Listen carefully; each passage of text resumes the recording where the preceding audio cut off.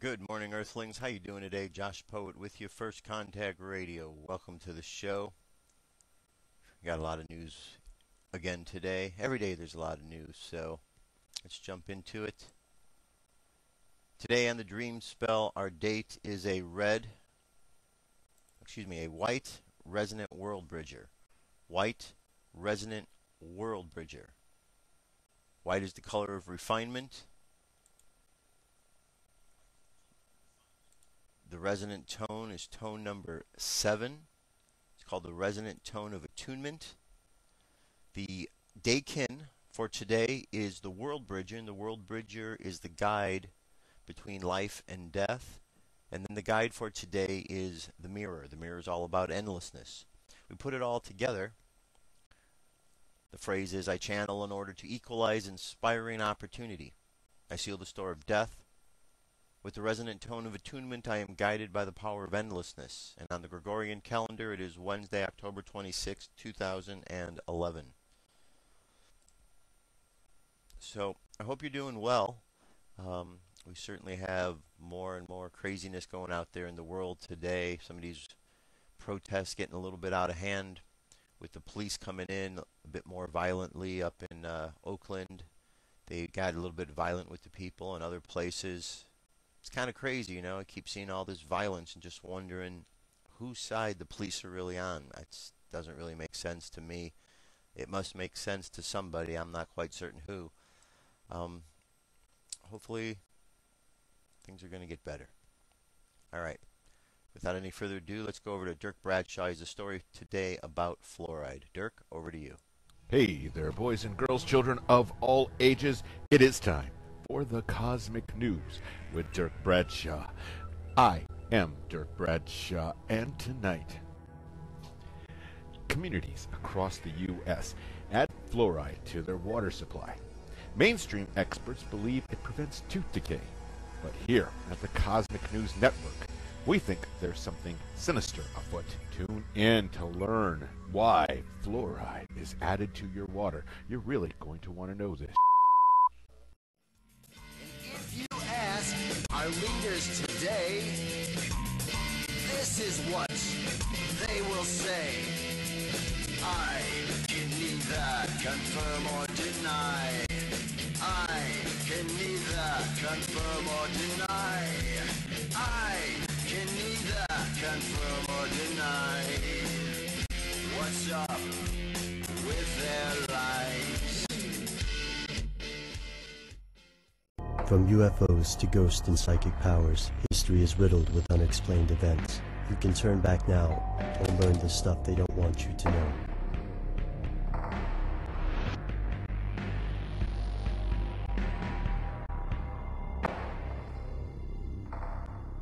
What if fluoride isn't good for us? Sure, it helps our teeth and bones grow, but at what cost? To understand exactly what fluoride is and how it came to permeate our water supply, we'll need to look back through history. Here are the facts.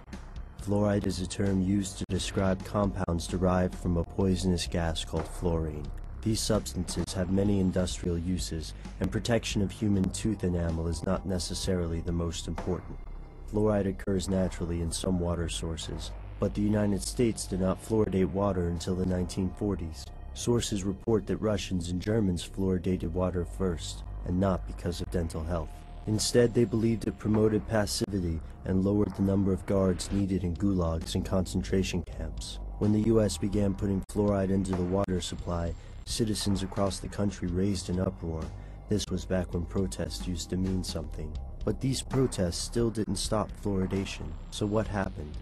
Pro-fluoride businesses and government agencies contacted the legendary father of public relations, Edward Bernays. Bernays was the original spin doctor and a nephew of Sigmund Freud's. He had already used his marketing skills to make bacon a symbol of American breakfast. He also proved his mettle playing with the dark side of advertising, propaganda, when he orchestrated a PR campaign convincing Americans to support an invasion of Guatemala. Fluoride was just another opinion war. Instead of launching the usual ad campaign, Bernays contacted dental associations and had those dentists plug fluoride to their patients. Soon fluoride was a matter of public debate. But the debate was uneven. It focused on the oral benefits of fluoride without mentioning its other effects, or even mentioning where fluoride comes from. Scientists paid by the industrial government coalitions only said that fluoride was safe at 1 part per million. Here's the kicker. After that dosage, fluoride is bad. Very bad. While it can benefit teeth and bones, the potential dangers of this substance may far outweigh the dental perks. Exposure to fluorine can reduce IQ, damage teeth, and cause arthritis. Those brown spots on teeth aren't from not brushing, they may be from brushing too much. Using fluoridated toothpaste and drinking fluoridated water causes a condition called fluorosis. Both critics and supporters of fluoridation agree that fluoride is toxic after a certain threshold. It's potentially fatal. Yet even today, critics of fluoridation are blackballed when they go on the record about fluoride's harmful effects. Is there something your dentist doesn't want you to know? So if it's bad for us, why does it remain in the water supply? Why can't we talk about it in public? Most importantly, where does this fluoride come from?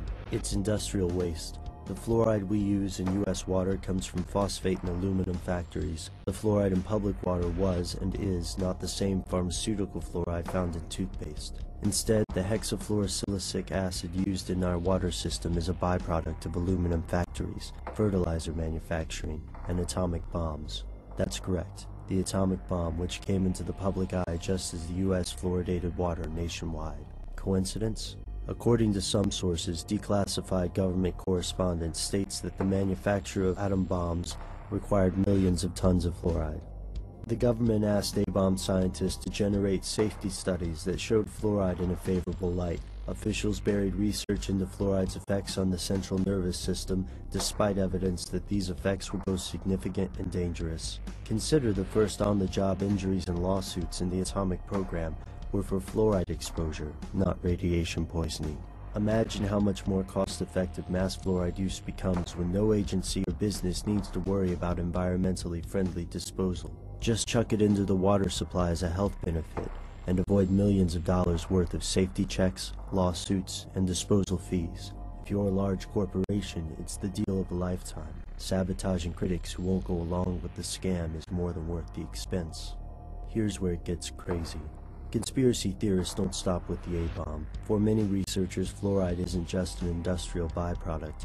It's a first step toward global government and a new world order. Citing wartime accounts of Russian and German water management, some sources believe fluoridation is a scheme to pacify the common man. Researchers compare the overall effect to a lobotomy. Since fluoride collects in the pineal gland and hypothalamus, researchers think fluoride is designed to impair brain function. With a sheepish and docile public, the Illuminati will smoothly implement plans for a unified world government. No one will care about wars, foreign affairs, or political scandals so long as the television works and the water keeps running. This paints a disturbing portrait of the future. But could it be true? Is there a secret organization slowly eroding our intellect? Or did the mad rush for atomic power birth a backroom deal between the giants of industry and America's military, resulting in a decades-long deception? Have Americans been duped into believing this poisonous fluoride is beneficial? One last note. Japan and most of Europe have banned the practice of fluoridation due to health concerns. The United States is one of the few countries that persist in this practice, as well as the manufacture of nuclear weapons. So why do we fluoridate water? To clean our teeth? To make nuclear bombs? Or is there something they don't want you to know?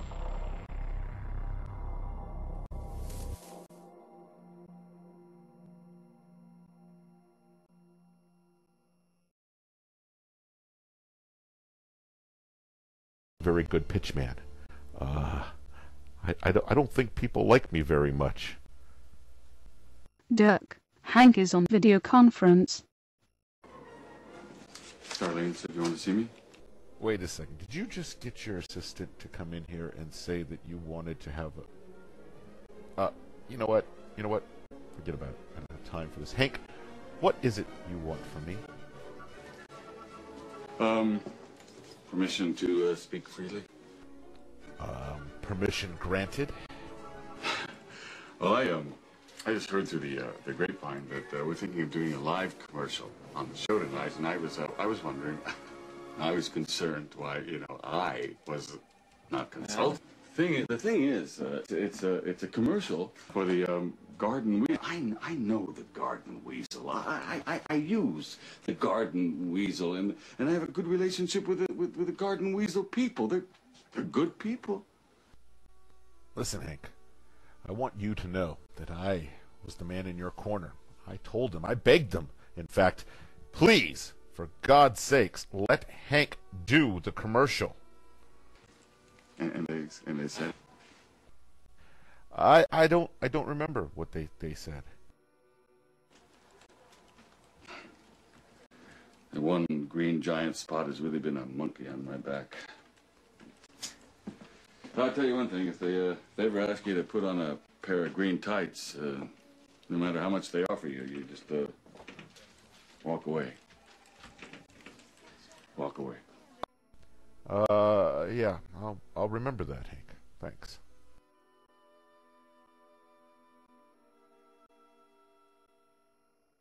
Oh, man, I can't believe it's over. Where does the time go?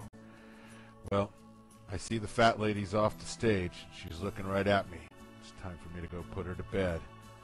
I hate goodbyes. So instead I'm going to say, until we meet again, I'm Dirk Bradshaw for the Cosmic News. Wake up. What if our government was responsible for some of the greatest crimes against this nation? Would you really want to know? These are big questions, but these questions deserve answers. It's time to demand the truth. People shouldn't be afraid of their governments. Governments should be afraid of 9/11 was an inside job. Kennedy was killed by the CIA. Jimmy Carter saw UFO. Answers to secrets you need to know. So wake up, wake up, wake up, wake up. Wake up, wake up, wake up. Wake up, wake up, wake up, wake up. Wake up, wake up, wake up.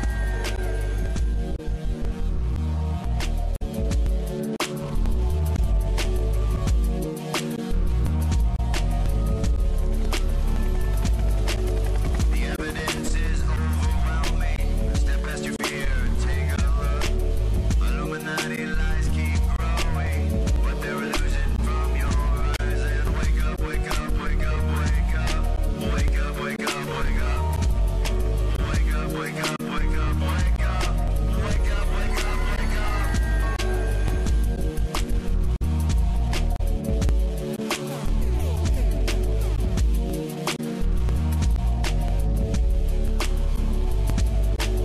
What would our founding fathers say if they were alive today? Must be turning in their graves. Redcoats are coming, Big Brother's watching. Wake up, wake up, wake up, wake up. Wake up, wake up, wake up. Wake up, wake up, wake up, wake up. Wake up, wake up, wake up. What if I land and two if I see? And I on the opposite shore will be ready to ride and spread the alarm through every Middlesex village and farm. Whenever any form of government becomes destructive of these ends, it is the right of the people to alter or abolish it. When a long train of abuses and usurpations, pursuing invariably the same object, evinces a design to reduce them under absolute despotism, it is their right, it is their duty to throw off such government and to provide new guards for their future security.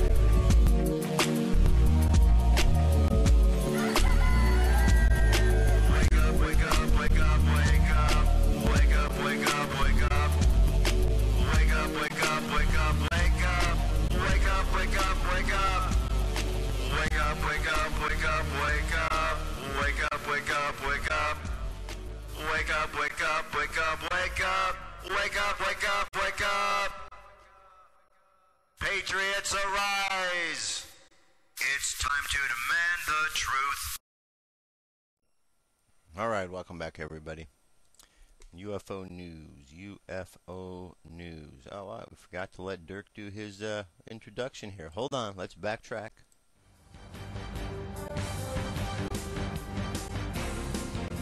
This is the UFO News with Joshua Poet. All right, now I feel better. I have to have the proper introduction. You know how it is, right? Okay, here we go. We got 4 stories today. First one, UFO News Club. .ning.com. UFO filmed by me. Not me, but the person who wrote this article here. Let me set this up proper for you. Alright, UFO filmed by me in daylight, north, Earlstown. Hi, UFO News. I've not been out much recently, but when I went out into the fields, the fields in AFO, I saw a fairly large craft, 2 to 3 MLS to northeast and heading southeast at 40 to 50 miles per hour, 200 feet altitude, and after a few seconds, turned on camcorder, zoomed in on 800 times digi. I just managed to capture about 8 seconds. When the film was enhanced, will show no tailplane or wings, I think. Will upload soon. I've sorted out the secondhand JVC digi, which has got the SVID cable.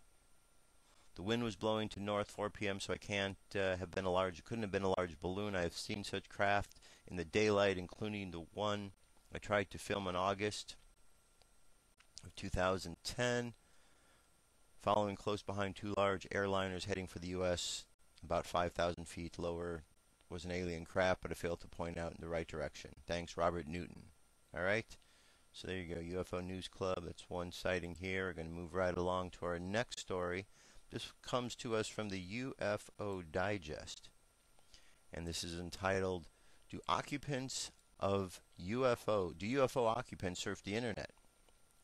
Submitted by Diane Tessman. What a disturbing thought, or what an exhilarating thought. Do UFOs read UFO Digest? Let's just go back to the general internet. I wonder if one reason there are many more UFO sightings these days, especially of unidentified craft close to the ground, is that we humans have our extremely active cyberspace world in which we, of course, aliens in the sky, can easily tap. Have the aliens gotten to know us on an internal basis, which was harder to do when there was only phone lines, radio, television, and the occasional abduction as a way of knowing the actual populace of Earth? It seems the aliens may also have sent a probe or two to peek into human windows. But it's not like the world of the internet with tens of million humans pounding their keyboards. The internet opens inner human intelligence, or lack thereof, for all to see. Yes, aliens probably have dealt with the military government organizations for years, but they are not the common people. The cyber window into the human psyche is a new one. Look how it's developed in the last 10 years. Of course, there were always human books and movies, but these are mostly created by people who have the ability and often the right business connections. So the mind and spirit of the common people was still an area which might have proved difficult on which to get an accurate and detailed perspective. Many believe that the ancient astronauts gave humankind a head start towards civilization and maybe even enlightenment. There was evidence that aliens interacted with ancient people more than they interact with modern people. It seems like there was a broad program of genetic mingling with Earth's humanoid species, which may well have created Homo sapiens. In ancient days, aliens must have known common people better. If Homo sapiens are hybrids, then the aliens could still see themselves in their new creation and had a handle on what was within our mind and spirit. However, the years have passed, and what is deep within common humankind must be more of a puzzle to the aliens now. We do not even know if this is the same group of aliens who were the ancient astronauts. Most likely a wide diversity of alien species is involved with Earth, both then and now. As you can see, there's a bit more to the article. I'm going to leave that for you to go and finish up on your own. First, ContactRadio10, right-hand side, UFO News. Now, this story comes to us from The Sun. It says UFO sighting near Uritown. And let's look at this and remember, okay, some of you may say, well, The Sun is one of those gossip mags. But remember, sometimes stories get placed in these things to discredit the stories. That way the government or whoever put the story out feels like they did their part by putting it out to you, and it, even though or whatever you think about it, doesn't matter. Their only point is to put it out, so they pick a paper where you're not going to believe the story. Anyway, 6 passenger planes reported again seeing a UFO near Spacetown named after Yuri Gagarin, the first man in space. The pilot of a London to Moscow flight reported spotting a burning object, followed by a smoke trail traveling at high speed over Gagarin in western Russia. An hour later, 6 mysterious red dots were seen in the sky, hundreds of miles away in Siberia. The Russian Defense Ministry denied any stray missiles or other military objects that were in the vicinity of Gagarin at around 7:30 local time on Thursday. The Siberian sighting came at 11:30 p.m. the same night. Eyewitness Audrey Phillip said, "Leaving a supermarket with my daughter, I saw 6 moving red lights in the sky, first across the sky from west to east, then one flew separately and the rest, at some point, stayed almost at the same spot." All right, I don't know if that's the actual picture, because there doesn't seem to be one with it. I'm guessing that this is just a picture that they used, a stock photo. Now, our last story here comes to us from latest-UFO-sightings.net. Major disclosure on S4 associated with alleged government cover-up in Area 51. Without a doubt, one of the most popular men linked with S4, otherwise known as Sector 4, is the physicist Bob Lazar. Robert Scott Lazar, born 1959 in Coral Gables, Florida, is a name several people relate with alien spaceship reverse engineering. This is because of the fact that he claims to have been working at a complex alleged as S4 deep within the now dried out Papoose Lake bed from 1988 till 1989 as a physicist as a zone known as S4, situated close to Groom Lake, Nevada, near Area 51. As per Lazar, function as an undetectable military area for the research of the perhaps reverse engineering extraterrestrial flying discs. Lazar claimed he found 9 various discs there and gives information on their modes of propulsion. There's definitely more to this story. There's a link here. You can go to area51news.net. Let's see if I click on there where it takes us. All right. Goes on to say, Bob described the complex near Area 51 as having been created into the bottom of Papoose Range, with 9 aircraft-style hangar doors angled at 60 degrees. Lazar detailed the spacecraft he worked on as being powered with a supply called Element 115 via an antimatter reactor. Bob Lazar's major scientific disclosure was the presence of a dependable isotope of element 115, which is necessary for the craft's antimatter reaction. At the time when Bob Lazar first talked with George Kapp on Coast to Coast AM, under the cover name Dennis, science had not yet identified element 115. Bob Lazar mentioned in this sport model flying disc increased the strong nuclear force of element 115 to produce the gravity area for space-time compression. Bob also said that the U.S. government had 500 pounds of element 115 in their control.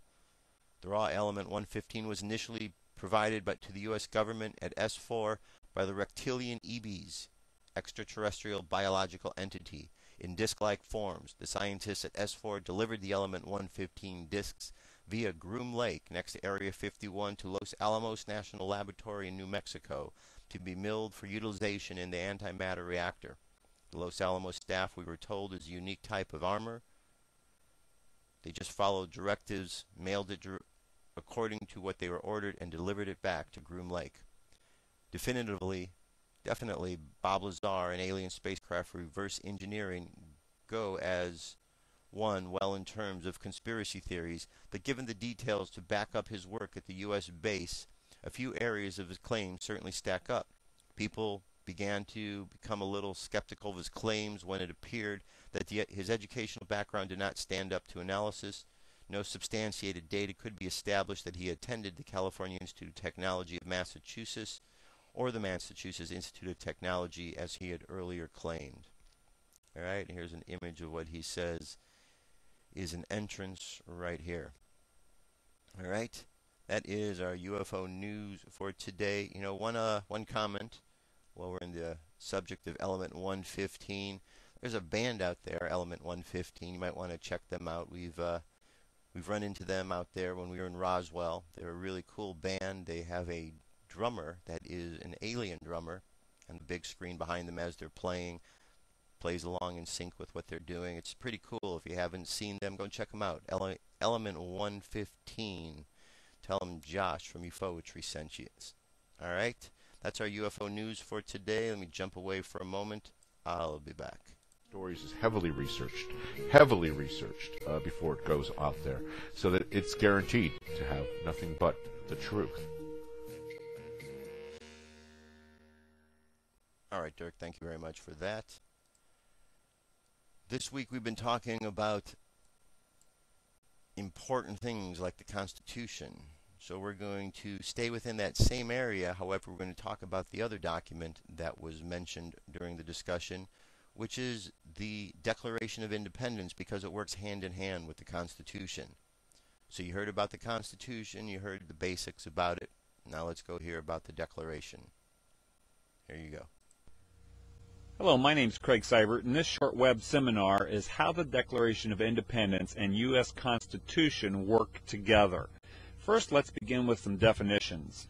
A charter is a document issued by a sovereign legislature or other authority defining its privileges, principles, beliefs, and purposes.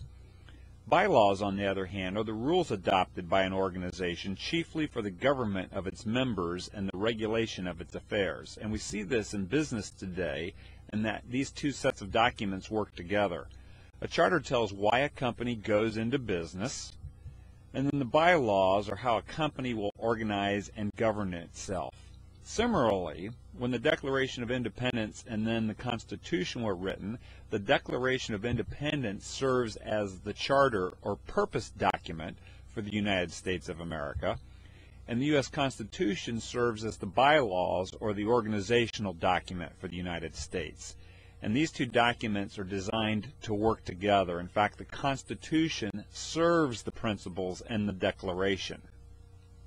That is, that the Constitution doesn't replace anything that's in the Declaration at all, and any animating principles, beliefs, and core philosophies that are in the Declaration, the Constitution is designed to serve. So let's take a look at what we're speaking about here specifically in an overview fashion. In the Declaration, we have these very famous words. We hold these truths to be self-evident, that all men are created equal, that they are endowed by their Creator with certain unalienable rights, that among these are life, liberty, and the pursuit of happiness. And so here in the Declaration, we have a statement of core principles, beliefs, and universal and eternal truths of the rights of man, and how those rights are given and granted not by governments but by God. The Constitution then in turn serves that role as organizational document and has this statement in the beginning: we the people of the United States, in order to form a more perfect union, to establish justice, to ensure domestic tranquility, to provide for common defense, to promote the general welfare, and to secure the blessings of liberty to ourselves and our posterity, do ordain and establish this Constitution. And so this opening statement is a statement of 6 core purposes of the Constitution and how the country will organize itself.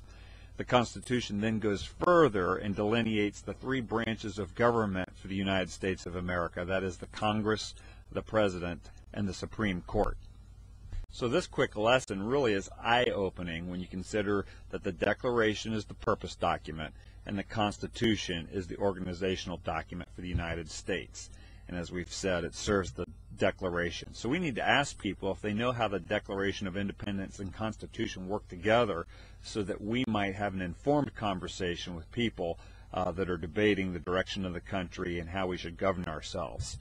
It's safe to say that you have a better understanding of the U.S. Constitution and Declaration than 90% of Americans just by understanding this one concept of how they work together. Watch the other web seminars now on these important documents of freedom on the Declaration of Independence and the Constitution. As we conclude, there are some additional resources you may want to take advantage of after watching the YouTube videos on this playlist. For more freedom videos, check out July4thfreedom.com. For tools on growing in your faith, check out the 21dayfaithexperiment.org. For complete worldview training that integrates faith and life, check out biblicalworldviewtraining.org. And then finally, to team up with other young professionals that are making a difference in the world, check out PriorityAssociates.org. My name is Craig Seibert. Thank you for listening.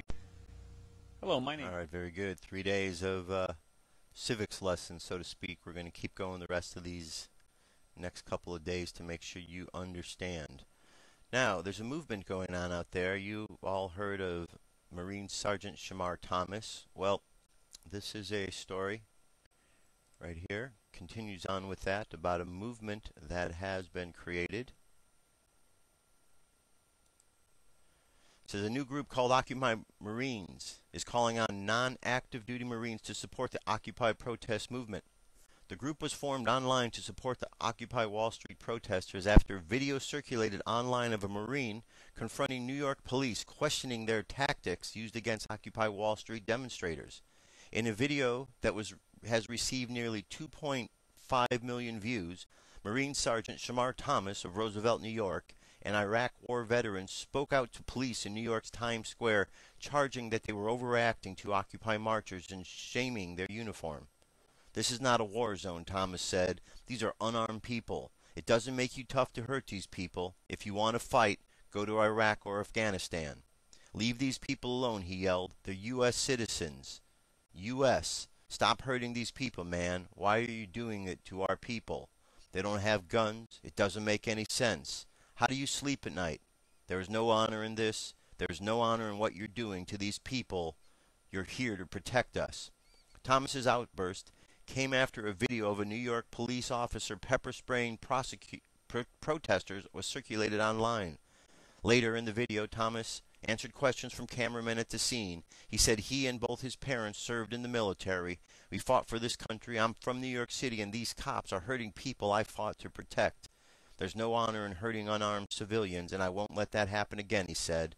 The group Occupy Marines said, "We will support demonstrators with organization, direction, supply, and logistics and leadership."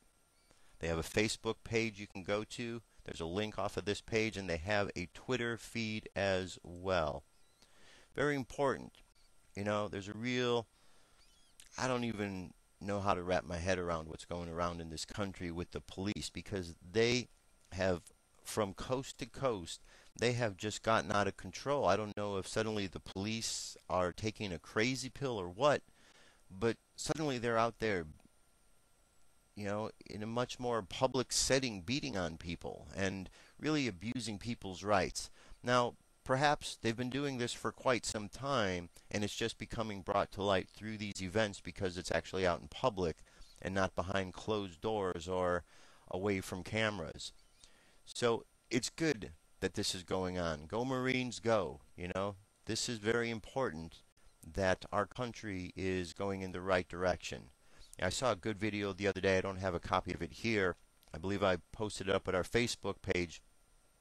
It was Occupy Phoenix, and there was a militia, former military out there. He was there with a member of a militia brigade. He says that they're all across the country, and he was out there with them exercising their Second Amendment rights. He said they need to exercise their Second Amendment rights so people could have their First Amendment rights. Very important. And they were out there specifically to keep an eye on the police, not the people, because they were of the people, and they were there to make sure the police didn't get out of line. Isn't that a sad state of affairs, that we have to really watch our police to make sure they're not going to get out of line? You know, the police aren't out there like the veterans are defending this country. They're in this country, and they're involved with all kind of corruptions and payoffs and scandals that are going on. It's really shameful what they're doing. I know there's some good ones out there.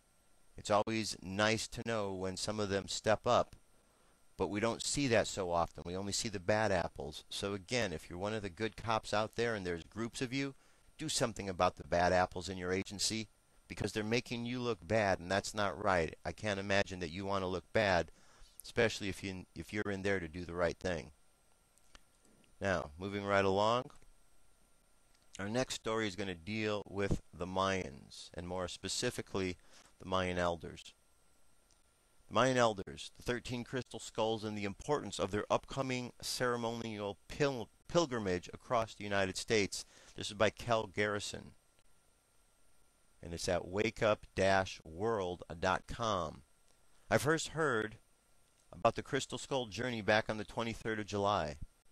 At that time, I wasn't quite sure how it would all come together because so many variables, both logistical and ethereal, had to be taken into consideration. Since that day, many things have been arranged and rearranged. After several meetings, Humbolt's men, Mayan daykeeper and elder priest of the Mayan Itzá Council, and Pedro Pablo Chukpek, president of the Mayan Council of Elders, have announced their plans to lead a group of Mayan elders on a ceremonial pilgrimage that will carry the 13 crystal skulls from one coast of the United States to the other. The journey will begin in Manhattan on the 27th October and will culminate in Los Angeles on November 11th, 2011. On 11/11/11, another group of 13 elders will arrive in LA from Mayaland to come together in a gateway event that will be highlighted by the prominence of the Mayan Crystal Skull ceremony. The elders, whose traditions have always been kept within their inner circle, have been instructed to perform all of their ceremonies in public at this point on. For this reason, the ceremony of 13 crystal skulls was a ceremony that was last performed 26,000 years ago, will be open to the general public. En route from New York to Los Angeles, the elders will stop at specific power points to fulfill a prophecy which states that the time has come to reawaken the spirit of the North American continent so it can reclaim itself as the sacred ground in whose soil will be sown the seeds of enlightenment of all mankind. At each stop along the way, ceremonial gatherings will be held to open the ground and raise the ancient energies that will fuel the gateway. Event in Los Angeles on 11/11/11. All of these gatherings will be open to anyone who feels called to participate. For those who are unfamiliar with the significance of the 13 crystal skulls, these ancient relics are said to contain information about the history of our planet and the future of mankind. Carved out of pure quartz crystal and other crystals such as jade, the skulls generate an energy field that activates human consciousness in a way that expands our perceptions of reality. Ultimately, they're a manifestation of spirit in the form that is now helping to shift the magnetic frequency of Mother Earth. When the spirit of crystal skulls are ceremonially awakened, ancient wisdom that is preserved in a crystalline matrix for eons, enters the unified field and fills the collective consciousness with all the knowledge of everything that has happened on the planet in the last 26,000 years, and perhaps beyond. If it boggles the mind to consider the full import of these events, the following messages from Humbolt's men and the Mayan elders will help you to put everything into perspective. To all our solar brothers and sisters, we are very glad to inform all of you initiates from all over the world that on October 27, 2011, the pilgrimage journey in which we are going to take the sacred crystal skulls is going to leave Manhattan, New York, with destination to Los Angeles in the United States. All along the way, we are going to invoke and implore the great cosmic spirit to enlighten our pathway and the roads we are going to walk on carrying our sacred crystal skulls. This way, the skulls will enlighten and activate all of the sites where the great cosmic spirit is going to present. Thus, the sacred sites we are going to visit, like Great Serpent Mound, Ohio, the temples of Cahoehoa, Illinois, Sedona, Arizona, and many other sacred centers will be activated through the cosmic resonance. Tamachuan, the original Mayan name for the U.S., will once again be the sacred site that must enlighten the whole of mankind in this world. Please help us make this journey of spiritual greatness so the sacred crystal souls take us in these, our beloved lands of our eternal Tamanachan, where the Father, Son, and our Mother Earth will take care of our sacred spirit forever. May the Great Spirit be always with you. Humbolt's men, Council of the Mayan Itzá, priests and elders. There's more to this article. We've got it listed. And this is where the locations where they're going to be. Let's see, the 26th, they arrive in New York, which is today. 27th, they leave the ceremony with the 13 crystal skulls in New York. They leave New York on the 28th, and they go to Serpent Mound, Ohio. From there, they're going to go on the 29th. They do Serpent Mound, Ohio ceremony on the 29th, followed by a day of rest. From there, on October 30th, they leave Serpent Mound to go to Cahoehoa, Illinois, where on the 31st, they're going to do their ceremony and a day of rest. And they're going to leave there on the 1st of November and go to Hays, Kansas. They're going to leave Hays, Kansas, and then go to Crestone, Colorado on November 2nd. They're going to do the ceremony in Crestone on the 3rd of November. They're going to leave and go to Kotze, Arizona on November 4th. A private meeting on the 5th with Hopi and Tibetan monks, including a Rinpoche. The elders will spend more time with the Hopis and Tibetan Baka Tulka Rinpoche, after which they will drive to Sedona, Arizona. The ceremony in Sedona will be on November 7th. The elders will leave Sedona and drive to Los Angeles. November 9th, Los Angeles will be a day of rest and a return home for others. And on the 10th, the day is another group of 13 elders will arrive in Los Angeles from Meridia. And then on 11-11-11 Gateway, the ceremony with 13 Mayan elders and 13 crystal skulls at the Crystal Skull Conference in Los Angeles.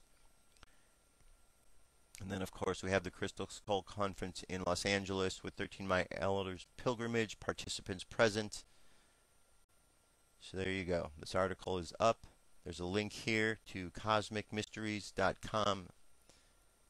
Go check that out. That should be quite interesting indeed, and I'm going to make it a point to be out there so we can get some footage for you about what's going on, because that is a very important event. Now, moving right along, our next story is, well, it's about the sun and what's going on with the sun today, so let's take a look at that.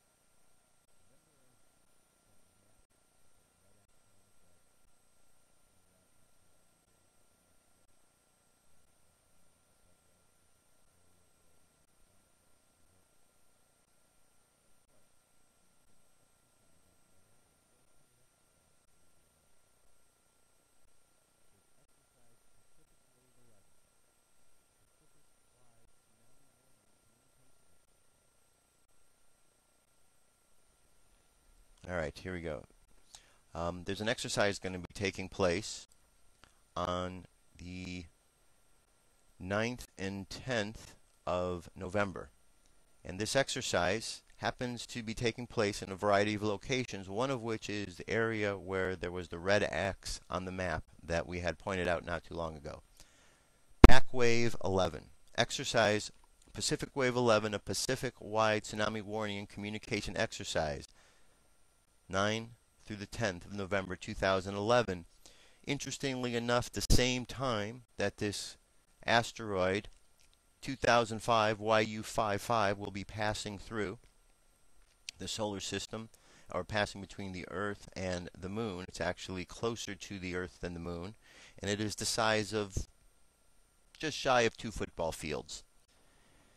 So it's a pretty good size object, and on the 9th we also know that the emergency broadcast system is being taken over by the U.S. government and FEMA for some particular reason to make some particular announcement. Goes on to say here that most of the world's earthquakes and tsunamis occur in the Pacific Ocean and its marginal seas.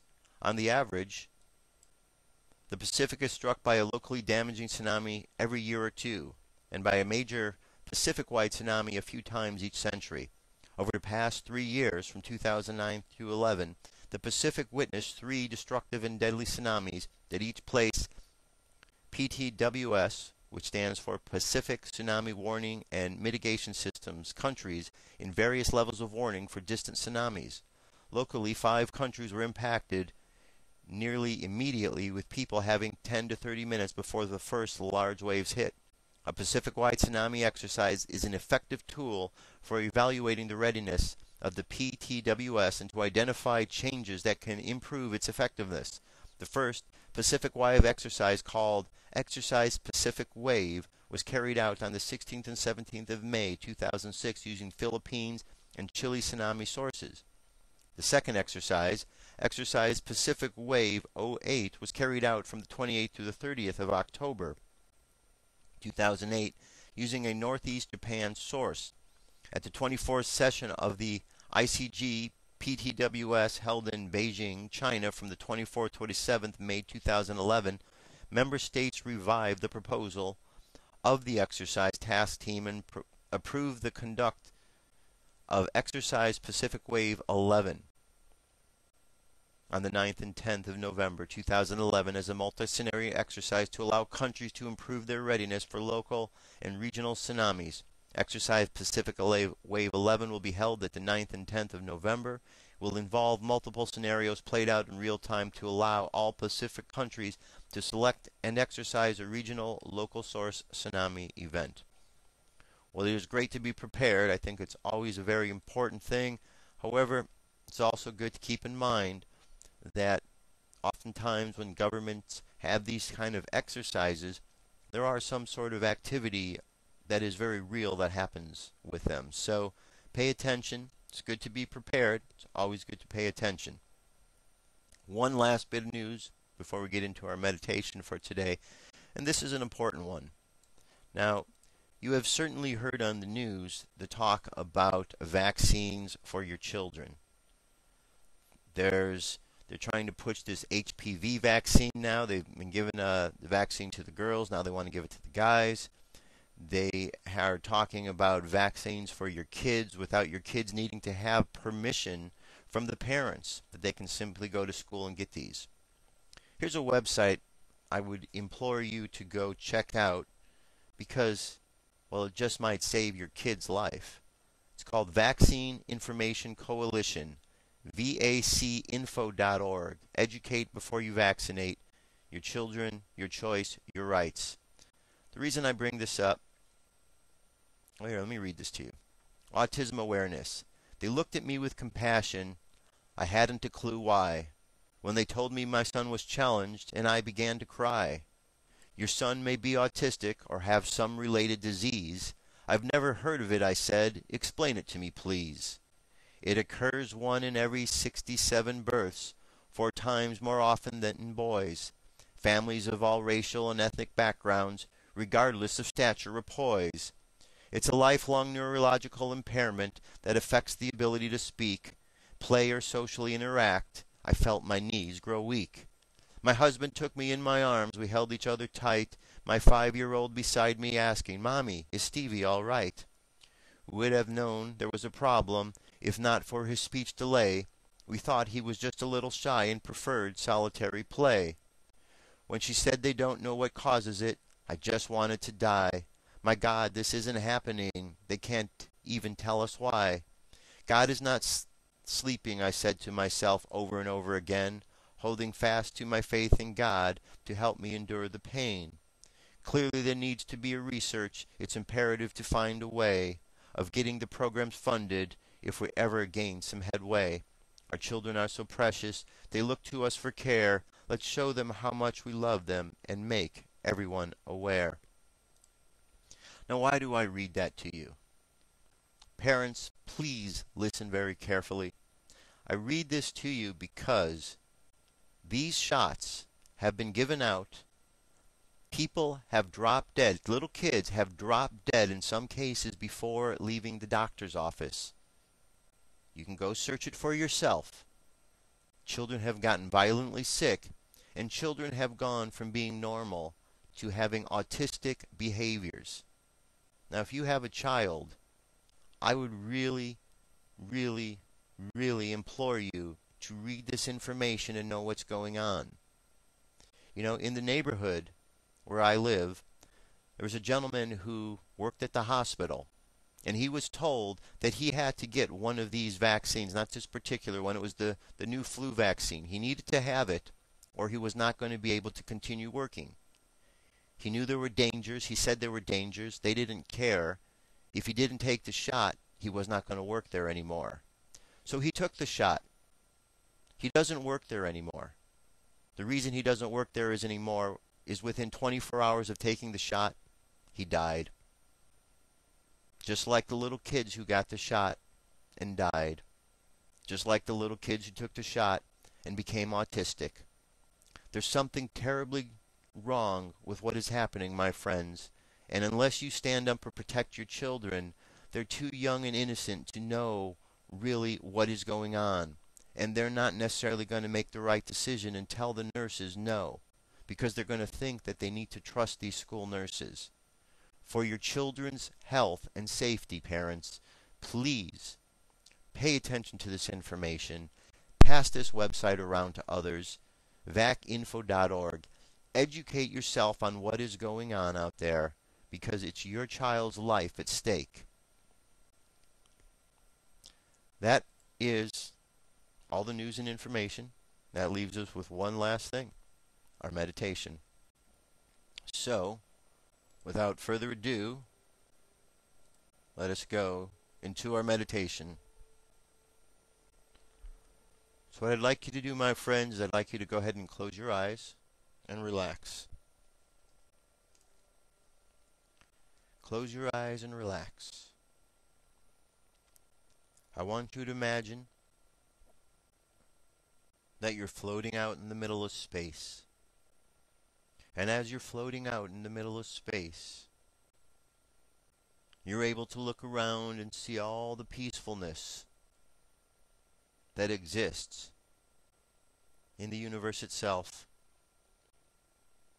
And as you see all of the peacefulness of the universe, you understand that there is a nature of peace that exists within all things. There's a dance that takes place between the planets and the stars as they move around past each other. That there is an interaction that takes place in the universe as beings from other worlds travel through space and through time. Then you understand, off of planet Earth, there is much wisdom to be learned.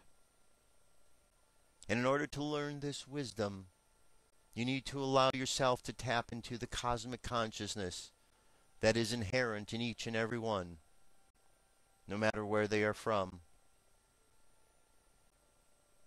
So imagine yourself now back down on Earth, bringing with you the cosmic consciousness that you gathered while observing space. Imagine your crown chakra open, the chakra at the top of your head, and just imagine this cosmic consciousness filling your mind, your being, helping you to evolve and step up to another level of understanding.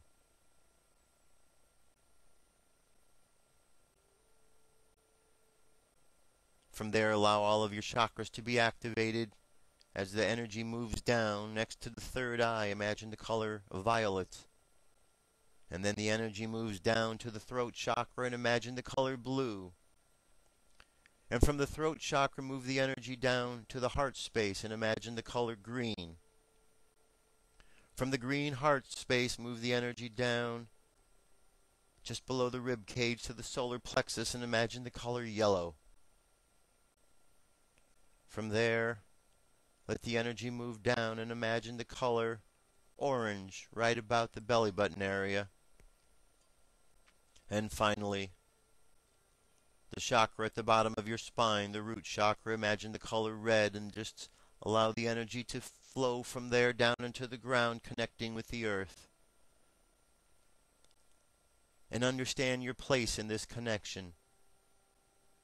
Connected above to the cosmos and below to the earth, and there you are in between.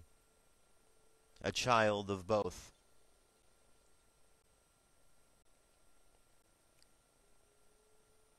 Take a deep breath. Feel all of the energy flowing through your body.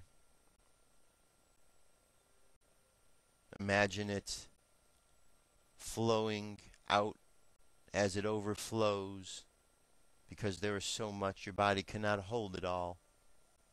And as it overflows and you see the line of light around your body, recognize that as your spiritual armor, and allow that armor of protection to go out into your environment and continue its protective ways.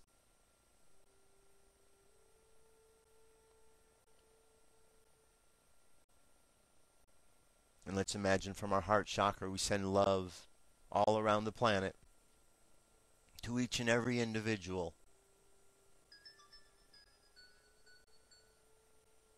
Imagine the feeling you have as you receive the love that is being sent from beings all around the globe. And imagine the love they are feeling from what you are sending out as well. Now, let's just think a good thought for everybody in the world. There's people all over the place out there trying to make a positive difference.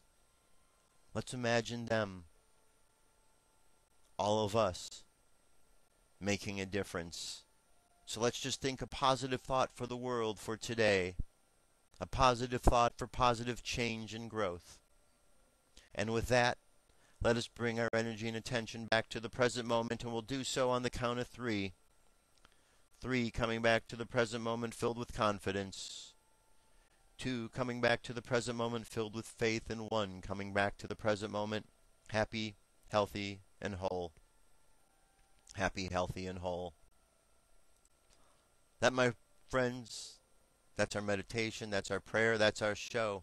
It's been a pleasure as always. I'll be back tomorrow with more news information. Dirk will be back as well, and we'll continue to keep you informed.